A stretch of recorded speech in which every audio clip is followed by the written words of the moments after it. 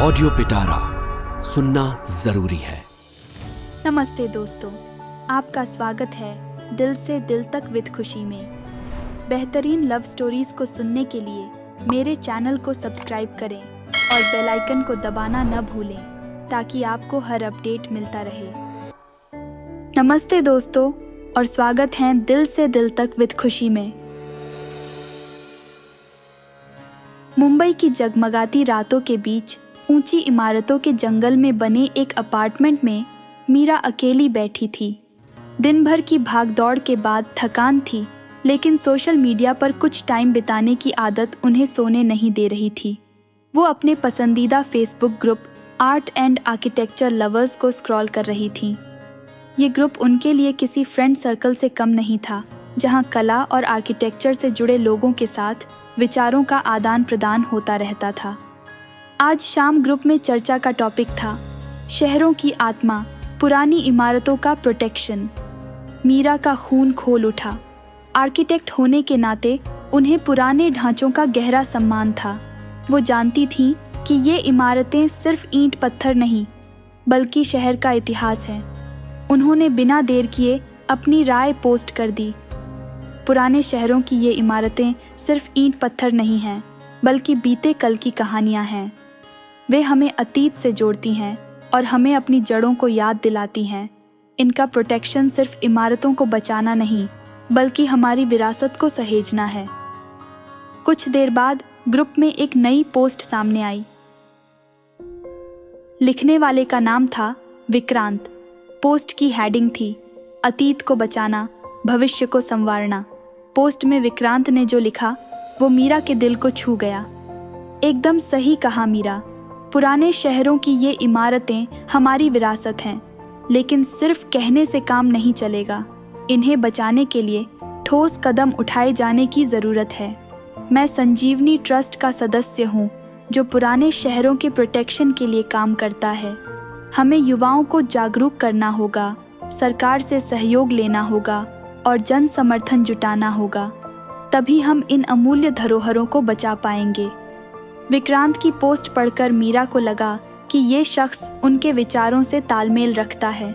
उनके शब्दों में जुनून था, इतिहास के प्रति सम्मान था और भविष्य के लिए चिंता थी। मीरा ने तुरंत उनको फ्रेंड रिक्वेस्ट भेज दी। कुछ देर बाद रिक्वेस्ट एक्सेप्ट हो गई और चैट बॉक्स में एक मैसेज आया। आपकी पोस्ट पढ़कर बहुत अच्छा लगा। पुराने ढांचों के प्रोटेक्शन के लिए आपका जज्बा सराहनीय है। पुरानी इमारतों को बचाने के लिए हमें एक साथ काम करना चाहिए। शायद हम विचारों का आदान प्रदान कर सकते हैं। ये मैसेज विक्रांत का था। मीरा ने खुशी से जवाब दिया, बिल्कुल, मुझे खुशी होगी। देर रात तक चली उनकी चैटिंग में मीरा ने बताया कि वो किस तरह पुरानी इमारतों को प्रोटेक्ट करने के साथ साथ आधुनिक डिज़ाइन का समावेश करके उन्हें नया रूप देती हैं। विक्रांत ने भी उन्हें अपने NGO संजीवनी ट्रस्ट के कार्यों के बारे में बताया।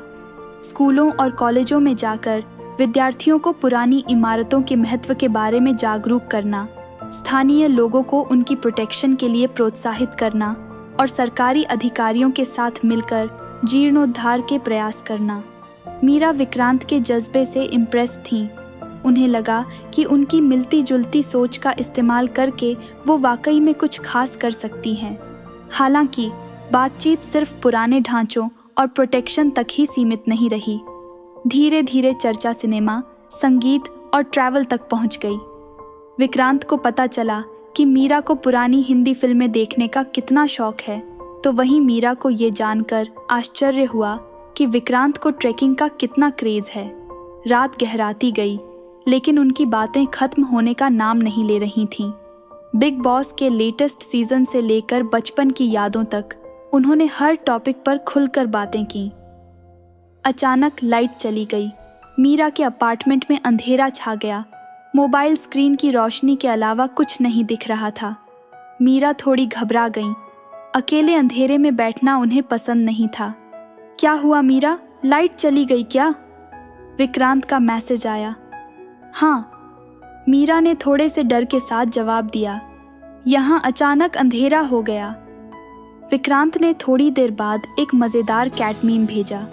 मीम में एक काली बिल्ली ने अपनी बड़ी बड़ी आंखों से चौंक कर पूछा था, लाइट्स कहाँ गईं? मीरा को हंसी आ गई। उन्होंने भी एक फनी वीडियो रिप्लाई किया जिसमें लाइट जाने पर कैसा महसूस होता है उसे फनी वे में दर्शाया गया था। धीरे धीरे उनकी चैटिंग हंसी मजाक में बदल गई। मीरा ने विक्रांत को बताया कि उन्हें बचपन से ही अकेले अंधेरे में रहने का डर है। विक्रांत ने उन्हें समझाने की कोशिश की कि डरने की कोई बात नहीं है, ये तो कुछ देर की परेशानी है। फिर उन्होंने उन्हें कुछ मनोरंजक किस्से सुनाए जो उनके बचपन में लाइट जाने पर हुए थे। मीरा उनकी कहानियों पर खुलकर हंस रही थीं। उन्हें एहसास हुआ कि विक्रांत के साथ बातचीत करना उन्हें कितना सुकून देता है। रात काफ़ी हो चुकी थी, दोनों को थोड़ी देर आराम करना ज़रूरी था। मीरा ने विक्रांत को गुड नाइट विश किया।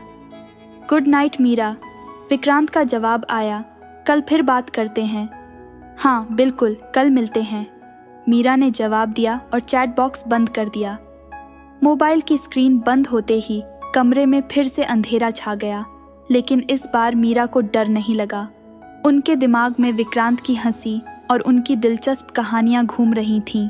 उन्हें लगा कि उन्होंने एक दिलचस्प इंसान से मुलाकात की है जिसके साथ आगे बातचीत करने का इंतज़ार उन्हें बेचैन कर रहा था। तो यही थी आज की कहानी। आगे की कहानी सुनेंगे हम अगले एपिसोड में। उम्मीद है यह कहानी आपके दिल को छू रही होगी। कमेंट और रेट करके मुझे ज़रूर बताएं और अपने दोस्तों के साथ इसे ज़रूर शेयर करें। अगर आपके पास भी ऐसी प्यार की कहानी है तो मुझे शेयर करें podcast@audiopitara.com पर। और मेरे साथ जुड़े रहने के लिए फॉलो और सब्सक्राइब करें। दिल से दिल तक विद खुशी, available in all major audio streaming platforms. अगर आप इस पॉडकास्ट को बिना एड्स के सुनना चाहते हैं तो अभी डाउनलोड करें audio Pitara app from Google play store. आपको यह प्यार भरी कहानी कैसी लगी? लाइक, कमेंट करके मुझे ज़रूर बताएं। अपने दोस्तों के साथ शेयर करें और चैनल को सब्सक्राइब करना ना भूलें। ऑडियो पिटारा सुनना जरूरी है।